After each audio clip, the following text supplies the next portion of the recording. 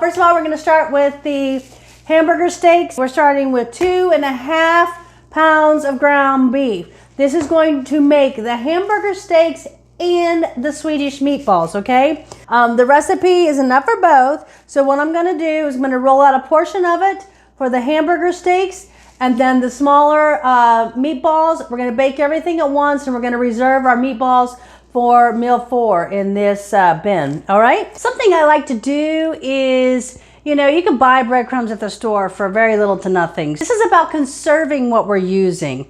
You know, so many of us buy a loaf of bread, we don't want to eat the hills, we just throw them away. Put out too much bread for dinner, too many dinner rolls, too much toasted bread, nobody eats it. You know, if it's untouched and if it's clean, or if they're just heels, throw them in a baggie, throw them in your freezer, you can make breadcrumbs with them. So for this recipe, I pulled out my frozen bread supply. I toasted it off in an oven. You want to toast it off at a rather low oven, about 250 or so. You can also even just toast it for about 20-30 minutes and then just turn off the oven. That'll continue to dry out the bread because you do want it to be dry, because you do want it to be able to crumble into breadcrumbs. Just pop them in the food processor, you just grind them up real fine, and you have homemade breadcrumbs. Like I said, it doesn't save you a whole lot of money, but it's better than just throwing something away. Now, if you don't have any frozen bread, just use your Italian breadcrumbs. Or if you don't have enough, you can always just start with this and then add in your store-bought ones to supplement whatever you're shy of, okay?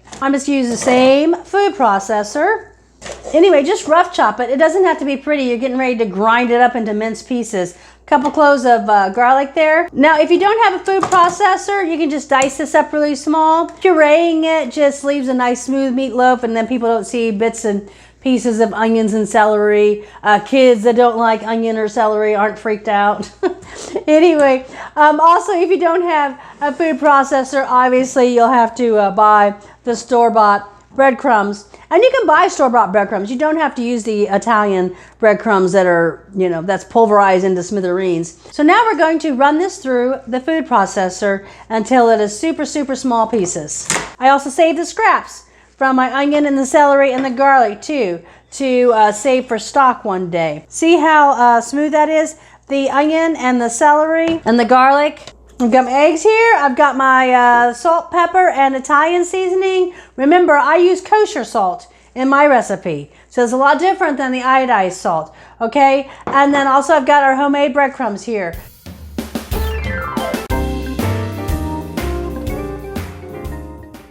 All right, so we have our base made for our hamburger steaks and our meatballs.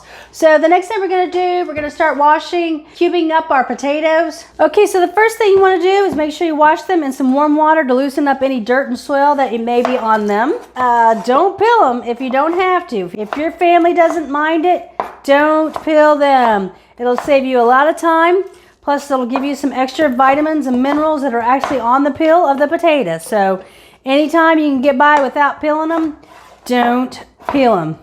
You don't want to get them too small. You want them to cook in a fairly good amount of time so that they don't absorb so much water. If you get them too small, they may absorb too much water, and then that way you can't put in the good flavorings that you want to add, like the half and half, the butter, the salt and pepper that we're going to put into these. So once we get them all peeled, we're going to get them on the stove. I've got my base made. So now we shall start rolling out our hamburger steaks and our meatballs. I've got parchment paper. I sprayed it first, laid out the parchment paper that keeps it in place. A little bit more spray. This will make your cleanup a lot easier. Okay, so the hamburger steaks. You also, you know, your family, you might want to make different sizes, but we want to get 4 hamburger steaks. And then the rest we're going to roll into meatballs. I'm thinking I'm going to do kind of like a medium-sized meatball and try to do 4 per person. So we're wanting to get 4 hamburger steaks and 16 meatballs. I do have a scoop. I'm going to layer it up heavy for the hamburger steaks. And then for my meatballs, I'll probably just scoop it level and then just tear it in half, and that'll be my meatballs. So I'm going to get working on all of this.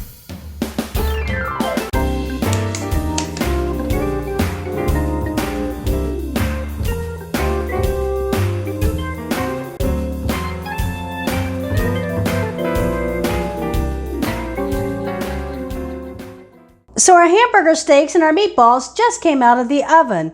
You can use a thermometer to check these with. 155 is what the temp needs to be on them. Also, you can always, push on them. And if they push back, that means that they're done. Put the hamburger steaks in here. And these will be for this evening. And then the meatballs, I'm just gonna pop over here and let them cool down. I will freeze what I'm not gonna use and just save the rest for whatever we're gonna use for meal 4, the Swedish meatballs. So with one recipe, you can have several outcomes. You can make a meatloaf, you can make hamburger steaks, you can make meatballs. So it's very versatile, so remember this one. All right, so our potatoes are done. They're nice, hot and steamy. I drained out all the water. Now we're gonna season them up. We wanna put salt and pepper in there.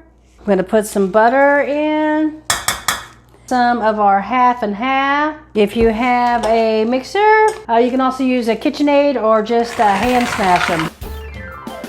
Oh, those look good. All right, you can always give them a taste test before you serve them. Add more butter, salt, pepper, whatever you think they need.